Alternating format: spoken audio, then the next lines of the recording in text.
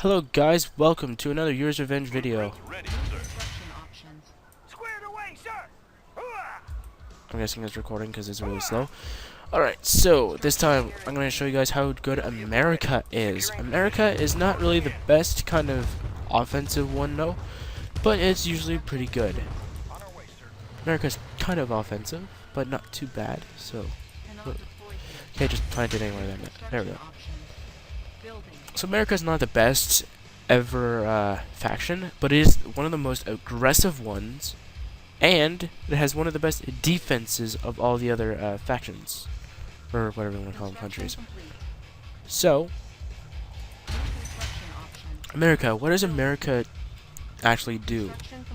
And the reason why I changed that, I'll tell you guys a little later.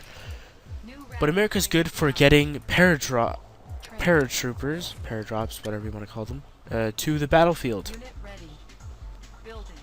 Now, there's only one thing that can stop, and I think that would be Iraq. I think that can stop their plans from going around. So you get airborne or air paradrops. And now I'm going to start using this map instead of the other map, because this map actually shows you the full extent of how good a faction is. Especially my favorite, which I'll get to a little later. I have the tools. Oh, hello, sir. Can you please get that? Ooh, we got a V3 rocket. Awesome. So I'm going to start continuing the series if this actually is a decent enough to at least, well, put it up. Okay, so we got paratroopers. So if you don't know, these guys are usually kind of very much aggressive. They're never passive. They're defensive and offensive. Because if you don't know, if they're surrounded by buildings, they'll do this.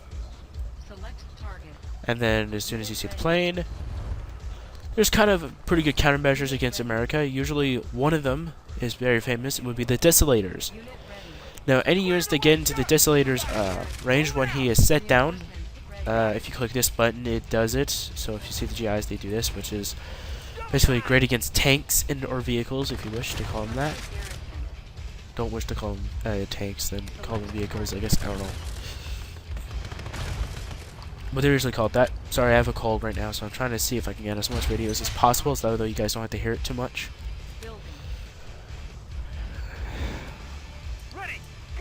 And if you don't know, America is the only one that can get 2 paradrops at once. Airborne and paradrop itself.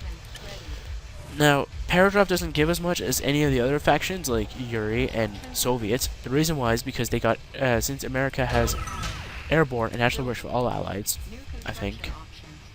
Or just America. I'll have to check that out. But I've only noticed it in America. I never noticed it on any others. Maybe I'm just joking. I don't know. Don't need that. I need a ore purifier because I've read a lot about it. So I'd rather get another power plant. Now what I meant to click.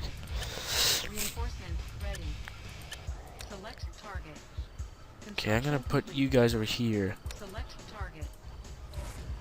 So the full extent of America is usually with GIs and garrisoning. Not really too much about anything else, which is kind of sad for this kind of country or whatever you want to call them, because if you don't know, any other country usually has a really powerful unit. This just gives you a straight up advantage, but any other allies can have the same unit, which is kind of depressing because all Soviets change and all allies except for this one change, so it kind of gets depressing whenever you see that. Oh, all of them have the same kind of freaking soldier. This one just gives you a little slightly more advantage of it. So it gets sad and sad. Depressing even, so. But I like America because it rushes too fast, and then you get to see their mites grow like dwindling by the minute, and then as soon as you have such a good base prepped up, they can't run over your base if you've got a good base. Which is what I usually do, is I usually like to put a bunch of defenses near my base. And they can't run over it because they don't have too much attacking units. Their main attacking unit is not really the best, but it's an attacking unit, at least. Building. The best attacking unit is the GI because then they get to quickly get there. Now you guys may like say, oh no, they could get prism tanks and all that. Yes, you're right though, but their main focus is to get GIs onto the battlefield. I'm not saying GIs are worthless, they're not great, and they're not the best units you ever want. No, GIs are really good for one reason. They're the only units that are really good against tanks and infantry at such a low price. Reinforcements. So we're just going to try and eliminate some of the soldiers he's got here. Reinforcements ready. Structure garrison. As I said, America gets their full expectation by using garrisoning structures to get an advantage over the enemy. Okay, so we're both dwindling, but he's dwindling more. There we go. So now we got that underway. I think we can get a Nighthawk transport. New rally point established. New So America is one of the ultimate pushers of all time. Like, really, it is. It's the ultimate pusher. In, I think, relative to history. training. I don't really know much about their history, but Select I do know that it is one of the best factions you ever want to start off with. target. To get comfortable with the game is usually to try and start off with something that has a great advantage. America definitely fits the purpose of that. So, as a start, I'd say start off with America first. Structure garrison. Unit lost. Okay, Nighthawk transport.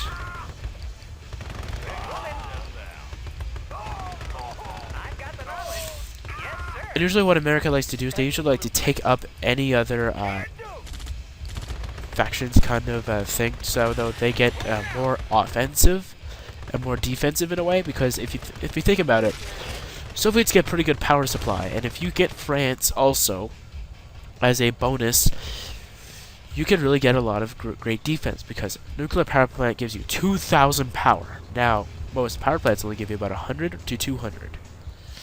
Reinforcements ready. So it gets really Select target. big and expensive, but Select the power target. plant is only about, I think, like 1,000. It gives you 2,000 power. These cost about 600? No, 800. And they give you about 200 power. That's not a lot. So, definitely getting a nuclear plant is definitely worth it. But, which one is the greatest? Soviet or Allied? Well, Soviets are more onto the aggression levels than defensive. True, they have some decent defensive maneuvers, but they're more aggressive than any other faction I've ever seen. Reinforcements. Soviets' aggression is usually kind of not really there. Or defensive is not really there. But the Allies are more under strategic maneuvers and trying to get over opponents whenever whenever their defenses are too much. They usually come up with something that goes, hey, I could try this method. And then they usually get the method perfectly, and it does exactly what they want. That's why I don't like being America, because they get their plays too fast. Like, look at this. I've completely trapped my opponent in there by using America. He can't move, and he keeps on trying to get a war miner out. He can't do that because the ore is over here. Now, most enemies would try and get over here, get this, then come back. The problem is I control this building, which makes it kind of difficult to get out. Select target. And right now, he's canceling all power to his, I think, base. So this becomes more overpowered. And a lot of people don't really get how good America is. Now, how good is any other faction against America?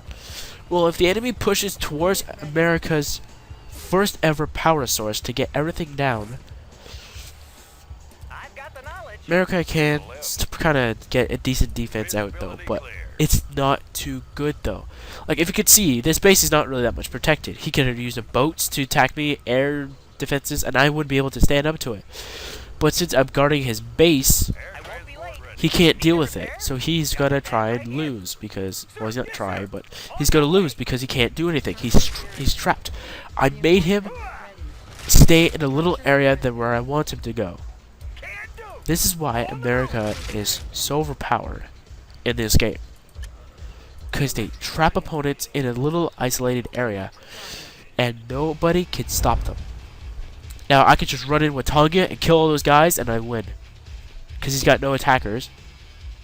And he's going to charge with all of his freaking conscripts, and he's going to lose them all. Watch. Ah, sorry. I just really have a stuffed nose, so I'm trying to see if I can get rid of it. We win. See how looking America is. I didn't attack. It took me 10 minutes to beat that guy. What did I do? I stayed in a little area, and I didn't do anything. That's how good America is. But America has a really good step back, though. You have to get a lot of GIs to stay in a building, and then once you do that, you got to strategize your way to get into the enemy's base. Then as soon as you get that, you destroy the base from within to outward, so that though your enemy couldn't even see it coming. Which is use of spies, Tonga, and Navy SEALs. But most importantly, GIs. Goodbye, guys. See you guys tomorrow. Maybe. I don't know. Goodbye, guys.